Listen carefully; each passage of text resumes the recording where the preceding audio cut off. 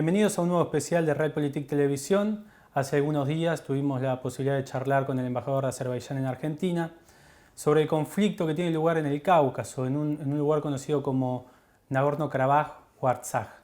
Hoy tenemos la oportunidad de venir, de visitar la Embajada de Armenia en Argentina para charlar con su embajadora y de alguna manera conocer la otra cara de la moneda.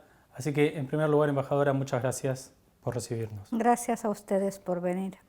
Bueno, embajadora, vamos a tener un largo rato para dialogar, así que si a usted le parece, me parece que sería interesante conocer primero un poco sobre su país, un poco sobre su cultura, para después ir adentrándonos en el conflicto con un poco más de profundidad. Armenia es un país del Cáucaso del Sur con casi 30.000 kilómetros cuadrados y 3 millones de habitantes. Tiene 4 vecinos, son Georgia, Irán, Azerbaiyán y Turquía. Actualmente con Azerbaiyán y Turquía tenemos un bloqueo económico. Nuestras fronteras hace 30 años que están cerradas.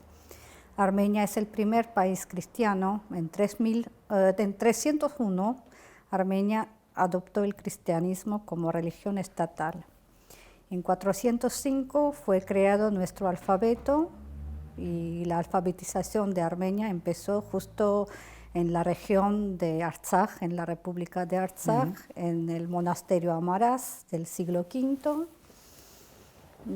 Es un país que tiene 4.000 años de historia. Actualmente Armenia forma parte del Foro de Civilizaciones Antiguas, que solamente son países que tienen más de 2.000 años de historia.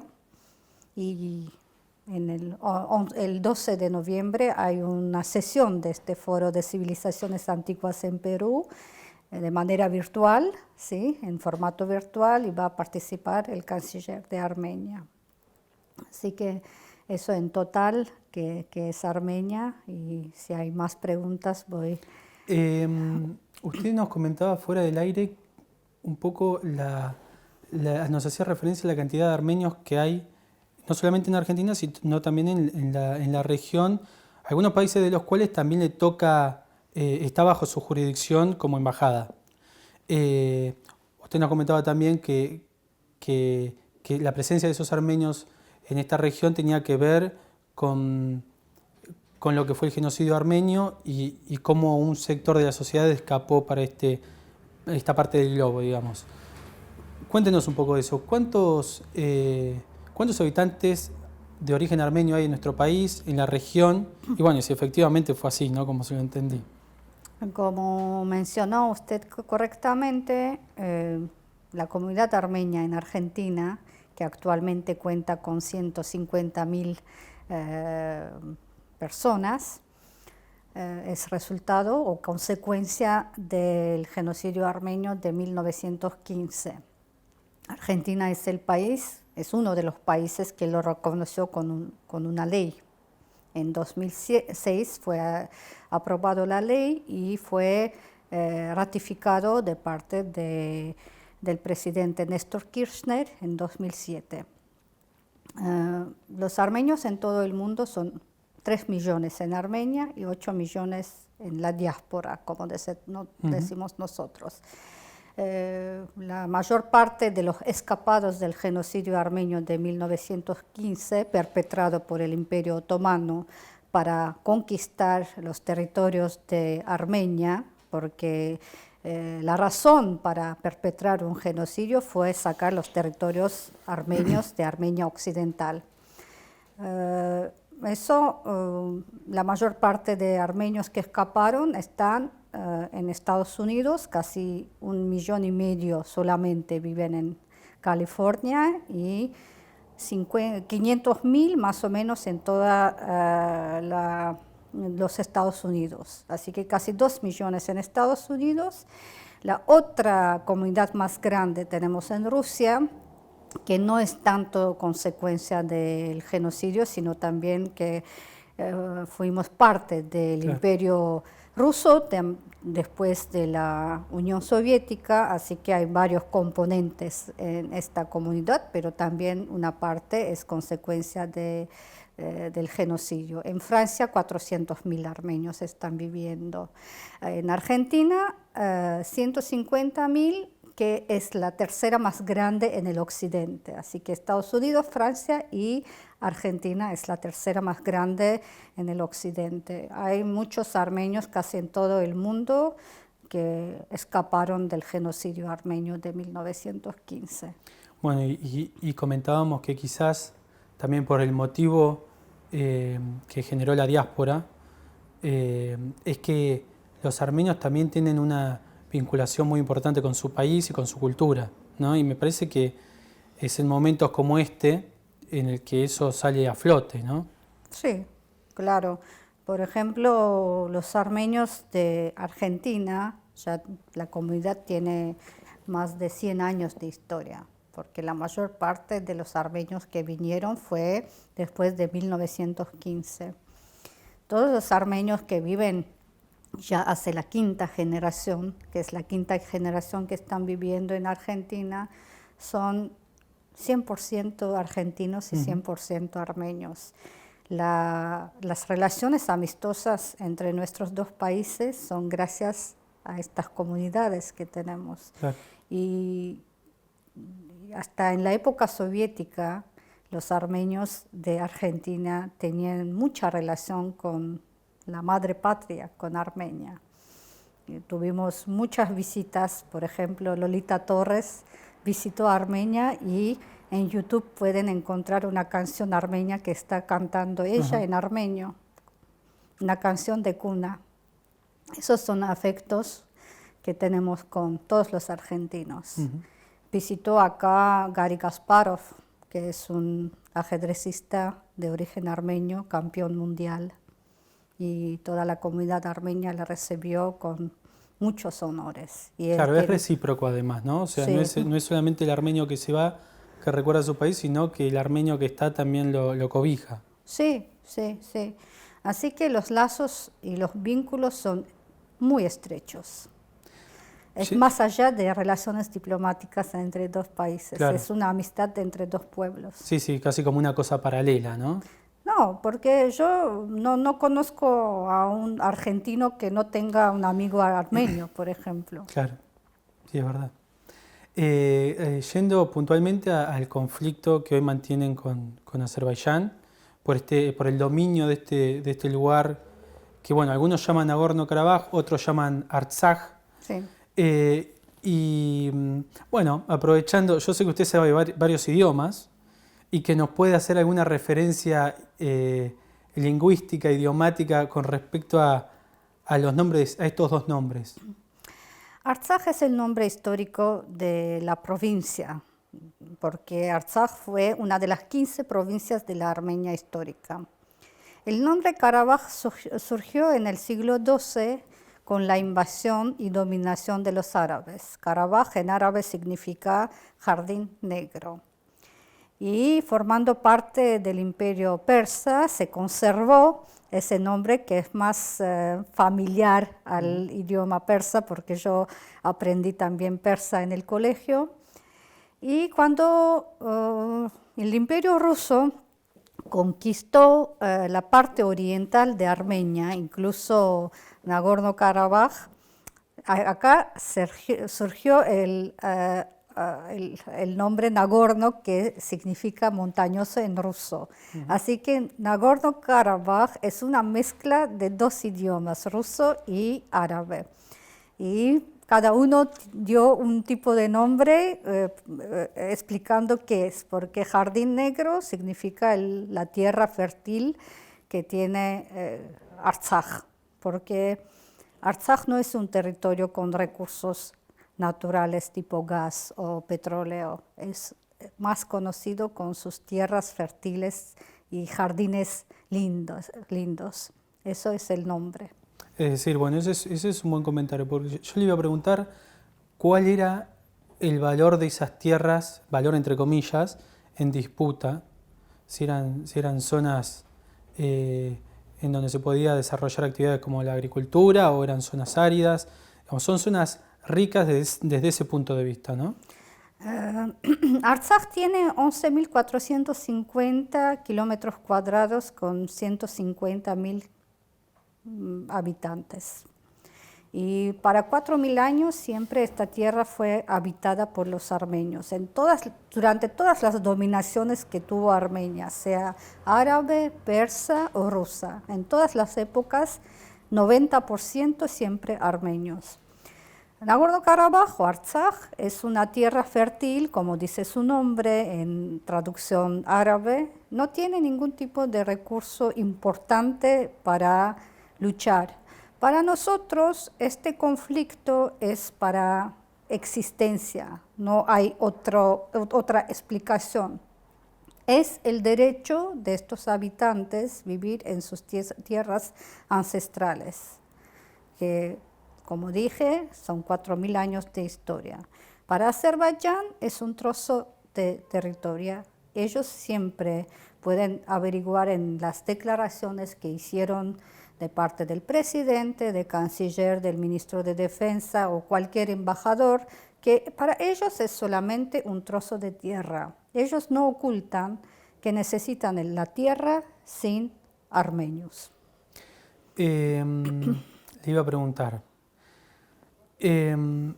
con respecto a los habitantes, usted dice que todos los habitantes que están en Nagorno-Karabaj son de origen armenios, o hay algún sector que quizá tenga origen azerí?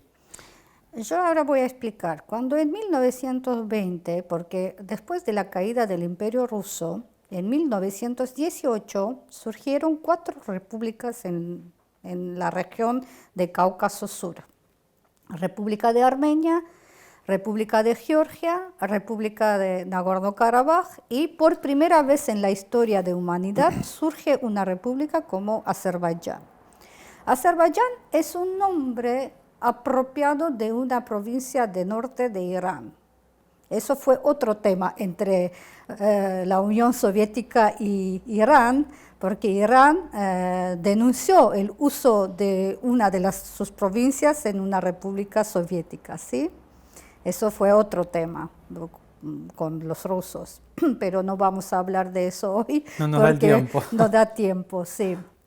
Así que surgió por primera vez en 1918 y la gente que vivía en el territorio de Azerbaiyán actual eran tártaros o turcos de Cáucaso, porque ellos son una mezcla de los tribus nómades turcos, porque ellos vinieron de Asia Central y vivieron en estos territorios. Nunca fueron oriundos.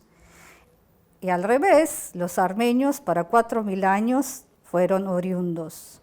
No quiero perder el tiempo para explicar la antigüedad de la historia armenia, porque todos los diccionarios, todos los libros, museos mundiales hablan de eso. Y los 4 repúblicas de 1918 hasta 1920, antes de la sovietización de la región, fueron todos independientes. Justo en esa época, Turquía, apoyando otra vez a Azerbaiyán, querían invadir y sacar los territorios del sur de Armenia y Nagorno-Karabaj. En el resultado, fue apropiado también otra parte de Armenia que se llama Najicheván y donde vivían 45% de los armenios. Después de la sovietización de la región... Discúlpeme, ¿en qué parte del país está esa región? ¿Es la parte más hacia el oeste? Najicheván sí. es más sur de Armenia y no tiene frontera común con Azerbaiyán. Es un enclave, fue un enclave armenio. ¿Es la parte esa que está aislada de Azerbaiyán? Sí, es Najicheván, que tiene frontera con Turquía y con Irán y Armenia. No tiene frontera con Azerbaiyán. Durante 70 años de la época soviética, los 45% de población armenia ya desapareció. Hicieron una limpieza étnica con Najicheván y también los monumentos, las las cruces de piedras, que es un monumento típico armenio, se llama Khachkar o cruz de piedra, que es una cruz tallada con cruz. Es una piedra que tiene tallada cruz. Desaparecieron todos los monumentos armenios. Lo que no pudieron hacer con el Artsaj, con Nagorno-Karabaj, porque antes de la sovietización de la región, 95% fueron armenios, la población. Antes de que empezó el movimiento de liberación en 1988 y en 1991 la República de Nagorno-Karabaj se declaró independiente, vivían 85% armenios en este territorio. Así que la limpieza étnica, lo que fue una política de Azerbaiyán, lograron solamente hacer por 10%. Y los 70 años de persecuciones y violaciones de derechos humanos y de la limpieza étnica fueron la razón por qué la gente de Nagorno-Karabaj empezó su movimiento de liberación.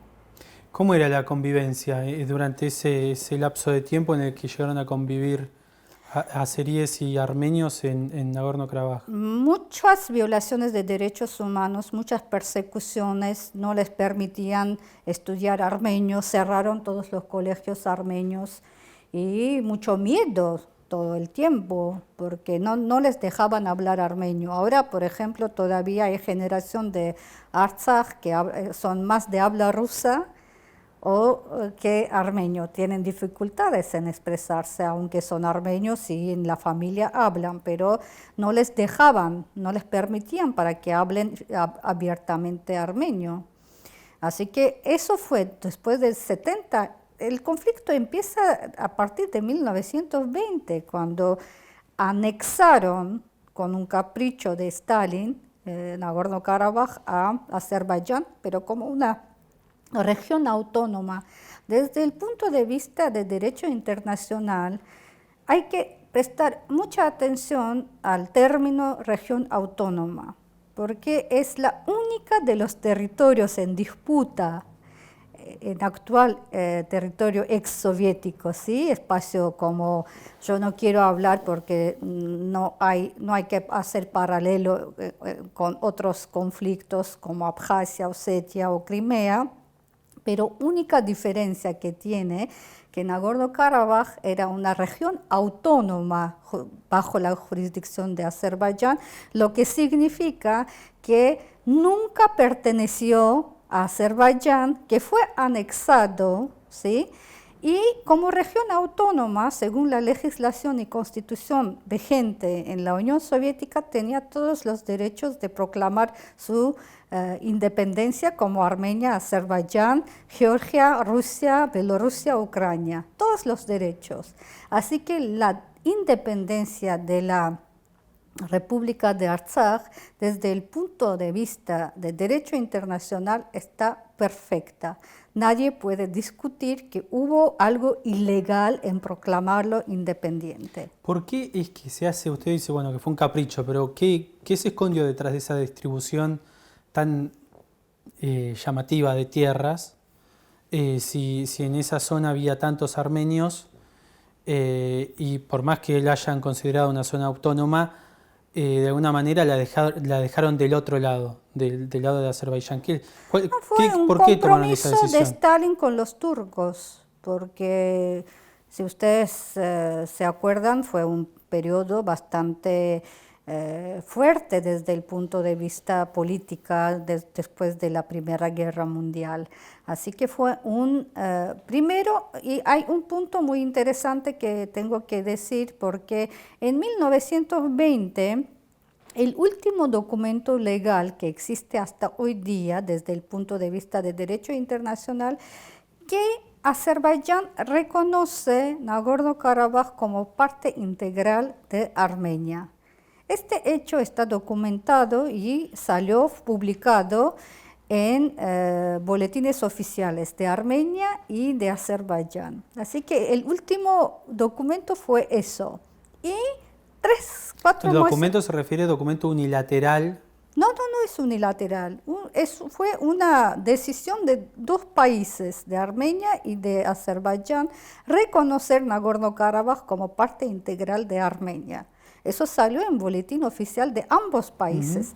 4 meses después de esta decisión legal de dos países, fue una decisión caprichosa de Stalin. No hay ningún documento donde dice que hay un referéndum, una sesión parlamentaria, una decisión de gobierno. No, solamente eso.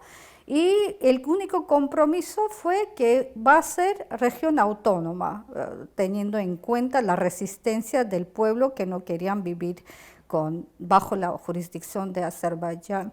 Y fue un periodo muy dramático todavía para los armenios, que estaba en un periodo de pleno genocidio.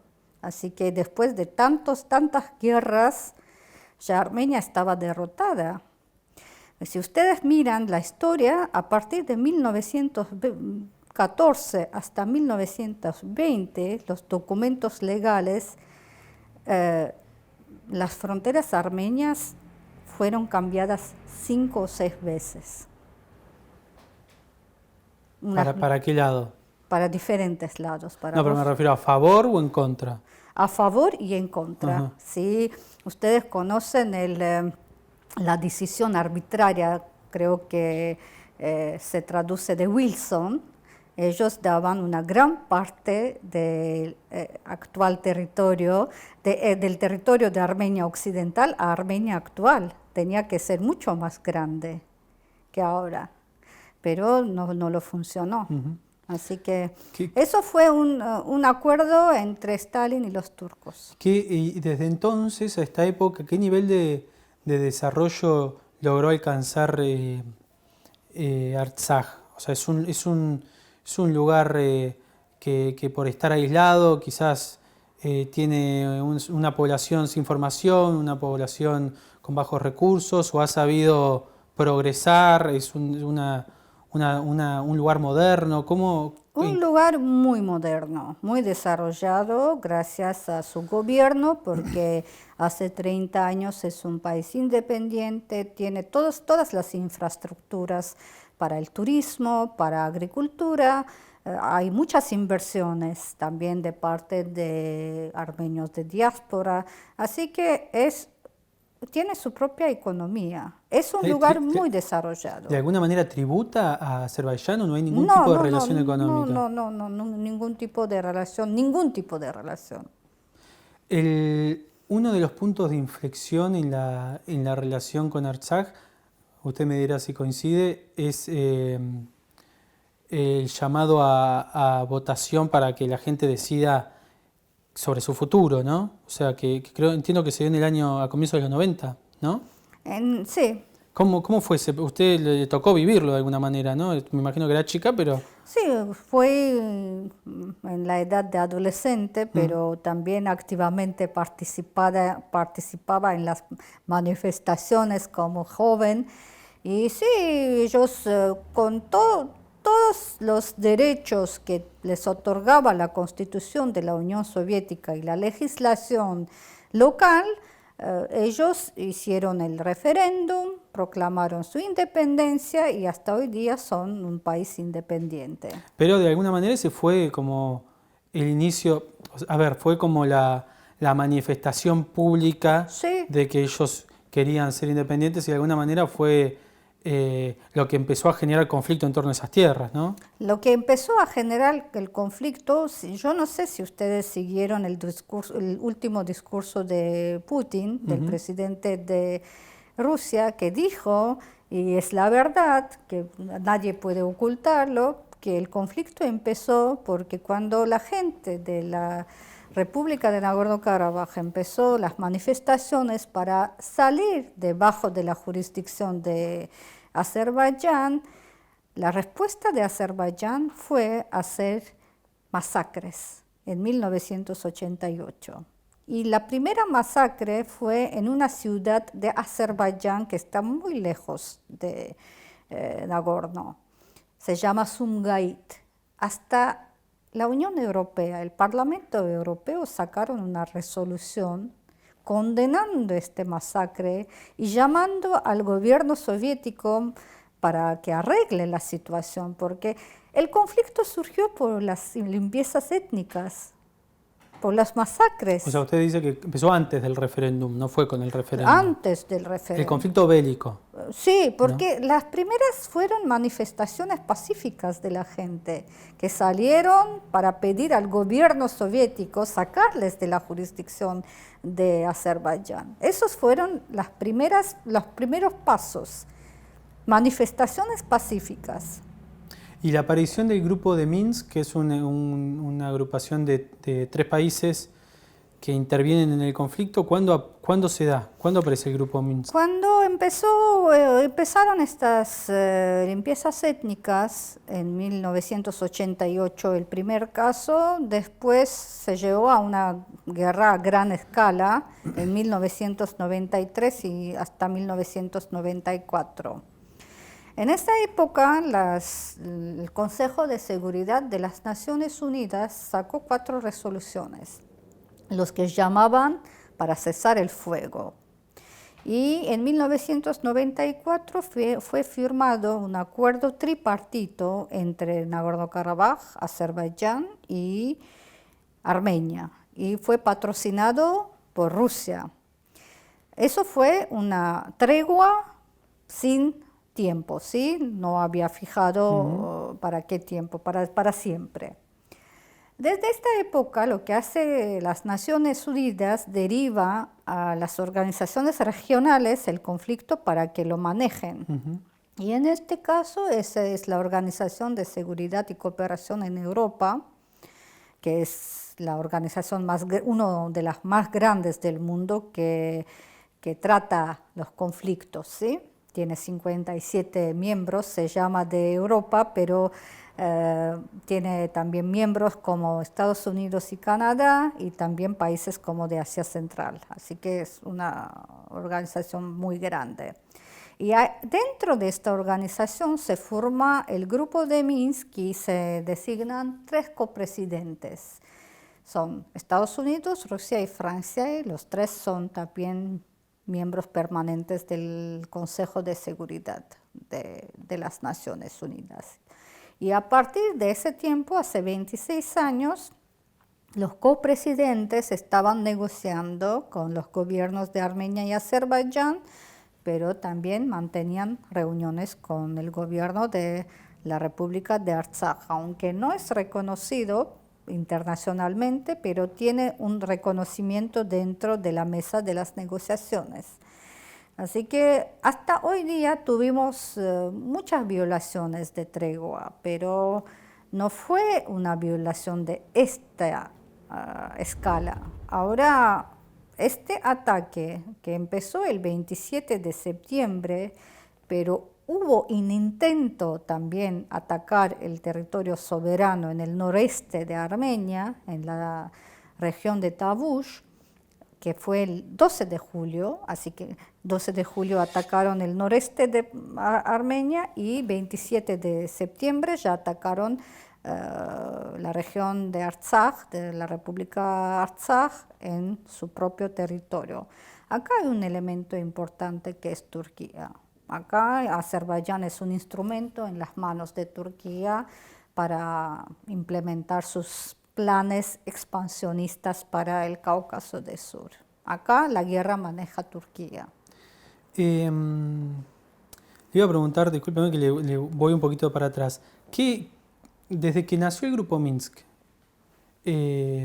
porque ya tiene 30 años, ¿no? 26 años, sí. ¿Y cómo? Porque a mí me llama la atención, son 3 países que me imagino que cada uno de esos 3 países tiene intereses. ¿Y cómo compagina los intereses propios de estos 3 países con la necesidad de ser un organismo independiente, si se quiere, una estructura independiente, pero a la vez, ¿cómo busca acercar a las partes? ¿Cómo en la práctica se desarrolla la función? Estos 3 países son 3 países importantes para todo el mundo. No son países, no fue una casualidad la elección de parte del grupo de Minsk como presidentes a estos 3 países. Estos 3 países tienen mucha responsabilidad en la región, tienen lazos con todos los países, con Armenia y Azerbaiyán, tienen sus intereses regionales, así que es un buen equilibrio, porque hay un elemento muy importante para saber que entre estos 3 países no hay diferencias acerca de la solución del conflicto de Nagorno-Karabaj, una solución pacífica. Por ejemplo, Rusia y Estados Unidos pueden tener diferentes posiciones para el conflicto en Siria, en conflicto en Libia o en otros conflictos, pero acerca de este conflicto no tienen ningún tipo de diferencias. Y los copresidentes son diplomáticos profesionales y con cada país, con todos los países con quienes están negociando, están presentando paquetes de soluciones. Y durante estos 26 años lograron bastante y que mantuvieron paz hasta tanto tiempo es un gran logro para el grupo de Minsk. Hago una pregunta más sobre el grupo Minsk porque me intriga. ¿Su función es mediadora o es vinculante? Es mediadora puramente. Es mediadora, digamos, sí. que puede tomar una resolución y que no se cumpla también. Sí, o que haya incluso un quiebre de relaciones entre alguno de los dos Es que todas las partes del conflicto, primero que el conflicto es entre Nagorno-Karabaj y Azerbaiyán. Armenia es el garante de seguridad de Nagorno, de Artsaj, y también representa a Artsaj en las negociaciones. El rol de Armenia es como representar Nagorno-Karabaj en el conflicto. Es puramente mediadora, pero las partes tienen compromiso de respetar la resolución del grupo de Minsk. Bueno, interesante también lo que dijo recién. Yo se lo preguntaba fuera de aire, porque le preguntaba si la posición de Armenia en torno a Nagorno-Karabaj o Artsaj era una posición de anexionista o una posición de declarar la independencia. Usted me dice que en realidad la posición de Armenia es garante para la proclamación de la independencia de Artsaj. Para la seguridad existencial. No, el pueblo de Nagorno-Karabaj siempre fue el pueblo armenio, así que es una tierra histórica armenia, pero la República actual armenia respeta la voluntad del pueblo de Nagorno-Karabaj que quiere vivir independiente. Acá no hay dos opiniones. Armenia respeta la voluntad del pueblo de Nagorno-Karabaj. Y el conflicto armado que se desató, ahora nos vamos a meter en este tema ya un poco más actual, que se desató durante las últimas semanas, ¿qué eje territorial, qué anclaje territorial tiene? ¿Se da sobre los márgenes de Artsaj o trasciende? Bueno, entiendo que no trasciende, por lo menos en términos bélicos, lo que es el área y la región, pero ¿hasta dónde hay márgenes de conflicto bélico en torno a Nagorno-Karabaj? Acá el conflicto de Nagorno-Karabaj en ese ataque es una excusa para Turquía, porque hasta ahora Turquía no formaba parte en este conflicto. Hoy día es una excusa para Turquía decir que están apoyando a Azerbaiyán para conquistar el territorio de Nagorno-Karabaj. Ellos dicen un apoyo moral, pero yo no entiendo ningún tipo de apoyo moral con mercenarios y armamentos de producción. Turquía dice que es una cuestión de apoyo moral su involucramiento en el conflicto. Sí, eso se justifica así porque ellos dicen que son una nación, dos estados, pero hay muchas naciones turcas, por ejemplo, en Asia Central. Eso es un poco, hay que ser naif para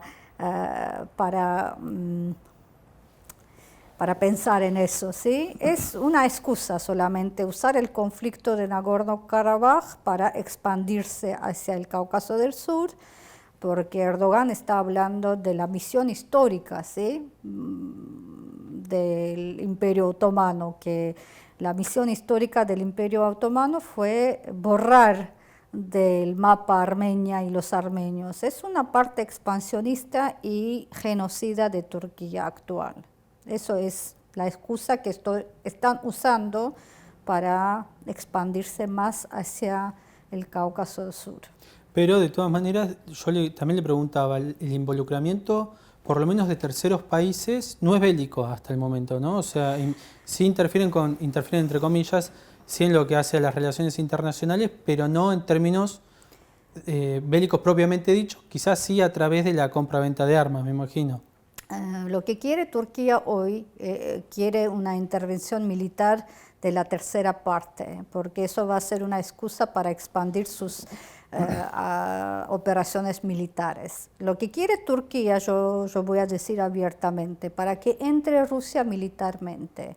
Y si entra Rusia militarmente, eso va a ser una excusa para Turquía para ampliar sus operaciones militares en el territorio soberano de Armenia. ¿Por qué se da, que se reanuda este conflicto bélico? ¿Por qué se reanuda? Todos sabemos que hace algunas semanas comenzó, pero ¿cuál fue la chispa que encendió el conflicto? Es que ellos optaron la opción de fuerza para resolver el conflicto. Pero fue abrupto, no pasó nada en el medio de algún evento. No, eso forma parte del proyecto de Turquía, el expansionismo de Turquía. ¿Qué hace Turquía en Siria, en Irak? ¿Qué hace en Mediterráneo Oriental? Para controlar toda la energía de la región, ¿sí? La excusa que tienen ellos, como si están luchando contra el terrorismo, es absurdo. Lo que ellos hacen es dispersar el terrorismo. Hoy día en Artsaj hay 4.000 mercenarios recluidos por Turquía. Es el proyecto de Turquía, expandirse. Y cuando dice mercenarios, ¿qué? Son de ISIS. Porque por ahí, del ISIS. No, porque por ahí mercenario parece una palabra discúlpeme, pero se lo digo con respeto, como de otro tiempo, porque por lo menos para la historia argentina nos hace un poco de... Yo digo el término que se usa actualmente pero en todos los medios. son combatientes de otros países o de otros países afines, o ¿cómo es el son involucramiento? combatientes de ISIS de Siria y Libia. Este término mercenario está usado en las declaraciones de Pentágono, en inglés mercenaries, de Francia y de Rusia. Quizás es un término antiguo para... No, por ahí para nosotros, no, sí, para lo dije ustedes, con respeto. pero son terroristas de ISIS. Y bueno, la pregunta obligada es, ¿cómo cree que es posible... No, al revés. ¿Es posible encontrar un punto común entre, supongamos que podemos hablar entre las dos partes o entre las tres partes, decimos Azerbaiyán y Armenia, y en todo caso Artsaj, depende cómo uno quiere involucrarse en el conflicto, pero es posible encontrar una posición que convenza a los tres y que haga posible la paz? El primer paso es neutralizar a Turquía. Acá es el Turquía. Si Turquía sale, va a ser paz. Primero, van a cesar el fuego. Segundo, para tener una paz duradera hay que sentarse y negociarse. Y lo más importante actualmente es el reconocimiento de la República de Artsaj. Así que cuando va a ser una república internacionalmente reconocida, entonces Azerbaiyán no va a tener ningún tipo de derecho de atacar, porque en este caso ya Artsaj va a tener otro estatus y puede defenderse de otra manera. Tengo entendido que todo lo que fue, usted contó a comienzos de los 80, todo lo que fue durante la década de los 90, e incluso hasta más acá, hubo conflictos aislados, algunos de mayor intensidad, otros de menos intensidad, ¿verdad? Sí. ¿Estoy diciendo bien? ¿Cuánto hacía que no había un conflicto armado en torno a Nagorno-Karabaj? ¿Hacía mucho o siempre La hubo última algún...? guerra a gran escala fue en 2016, en abril, pero duró 4 días. Así que fue a gran escala, pero no duró mucho y cesaron otra vez el fuego. Pero acá es importante, no hubo Turquía. Ahora Azerbaiyán no iba a atreverse a hacer este ataque sin tener el apoyo de Turquía. A diferencia de entonces, yo, bueno, no, la verdad que no recuerdo mucho el conflicto de ese entonces, pero me da la impresión de que esta vez es un conflicto que no sé si va a terminar por las buenas, ¿no? ¿No le da esa impresión? O sea, digo porque cada vez que se ve algún momento de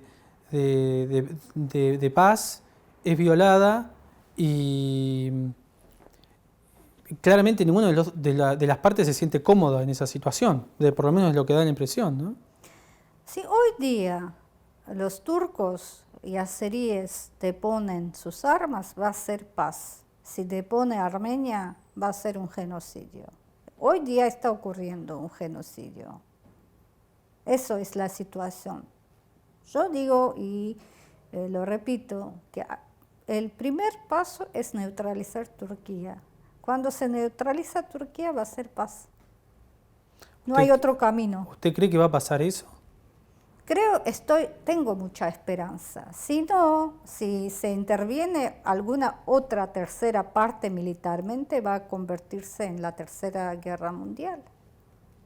¿Cree que son como las dos posibilidades? O Turquía hace un paso al costado y bueno, y Hay que tener consecuentemente... mucha presión internacional para que se frene Turquía. Eso es. ¿Qué hace ahora OTAN? No tiene ningún tipo de poder para frenar a Turquía. Es un socio suyo. Sí, es una crisis en las organizaciones internacionales. ¿Pero usted cree que la solución puede venir de alguna organización del involucramiento de una organización internacional? Digamos, porque también en la práctica es difícil que Turquía dé un paso al costado, ¿no? Son dos procesos paralelos. Una respuesta de la comunidad internacional fuerte y un trabajo de los países del grupo de Minsk, que en este caso Rusia, Estados Unidos y Francia. Pero hoy día vemos que Turquía y Francia están al borde de romper las relaciones diplomáticas. Y queda la influencia de Rusia y Estados Unidos. El rol de Rusia es tremendo. Mucha esperanza de parte de Rusia tenemos. ¿Cómo cree que está respondiendo Rusia?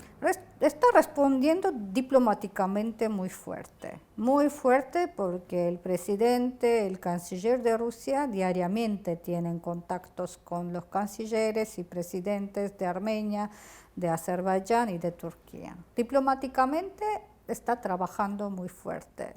En ese momento, alguna intervención militar no sería un buen camino. Por eso hacen todos los esfuerzos para evitar una escalada más intensa.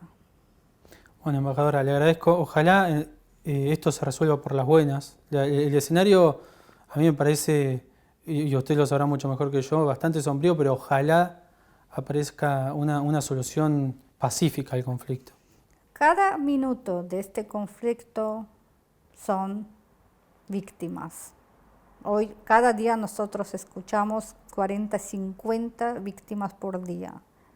Son jóvenes de 18 a 20 años, la mayor parte, que son los soldados. Y por eso nuestra llamada es eso a la comunidad internacional, que actúen, porque hay que dar una respuesta más fuerte. Estos dos países no entienden vocabulario diplomático. Hay que presionar más fuertemente. Bueno, muchas gracias. Ojalá. Muchas gracias. A ustedes.